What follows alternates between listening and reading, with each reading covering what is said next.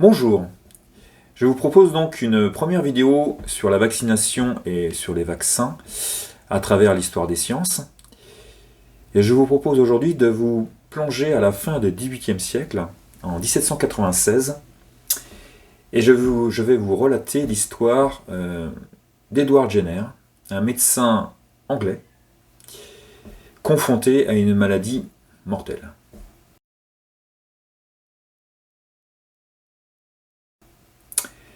À la fin du XVIIIe siècle, en Angleterre et dans le monde, on est confronté à une maladie mortelle qui s'appelle la variole. Il faut trouver une solution. Edward Jenner est un médecin de campagne, et dans les campagnes anglaises, il constate que les fermières qui sont atteintes de la vaccine, c'est-à-dire une maladie des vaches qui est proche de la variole, mais qui est beaucoup moins grave, ces fermières ne contractent jamais la variole. C'est un point de départ. Donc il va supposer que la vaccine, donc la maladie de ces vaches, protège de la variole. Il faut alors qu'il vérifie cette hypothèse, et il va tomber sur un cas intéressant. C'est le cas de Sarah Nelmes,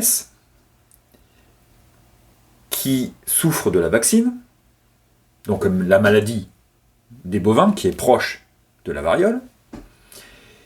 Et cette vaccine provoque l'apparition sur les mains de la patiente de sortes de boutons qu'on appelle des pustules qui sont remplis de liquide.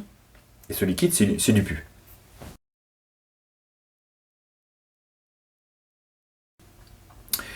Il va donc avoir l'idée de prélever le liquide de ces pustules, donc de prélever le pus de la vaccine, et d'inoculer ce pus à un jeune garçon de 8 ans qui s'appelle James Phipps.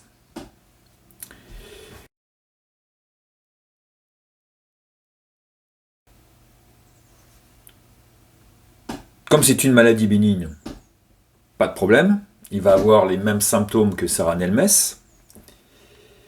mais 3 mois plus tard, il va lui injecter, cette fois-ci, la variole, qui est mortelle.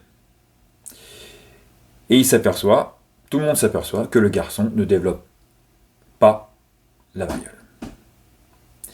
Il est donc immunisé, protégé contre la variole.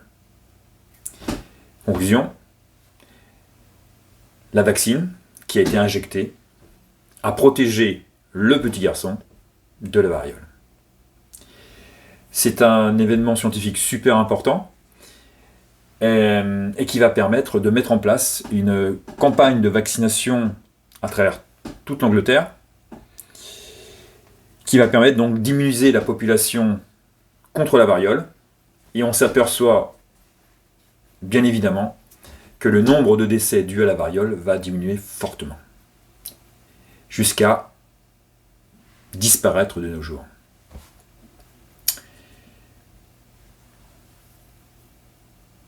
Donc, c'est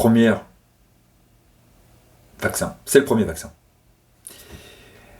Il est dû à Edward Jenner, un Anglais. Le seul souci, c'est que à l'époque, Edward Jenner injecte donc la vaccine, il injecte donc le pus qu'il a prélevé dans les pustules de Sarah Nelmes, mais il ne sait pas ce que contient ce liquide. Il sait juste que ce liquide protège contre la variole. Et donc, si on essaie de transposer ça à notre époque maintenant, il serait totalement impossible d'injecter un produit à une personne, même pour la protéger, sans savoir ce que contient ce produit. À l'époque, c'était possible. Alors, à la fin du XXe siècle, c'était possible de le faire. Et pour une fois, ça a été bénéfique puisqu'il Jenner a trouvé la solution pour lutter contre la variole. Dans une deuxième vidéo, la semaine prochaine, on verra qu'il faudra attendre Louis Pasteur à la fin du 19e siècle,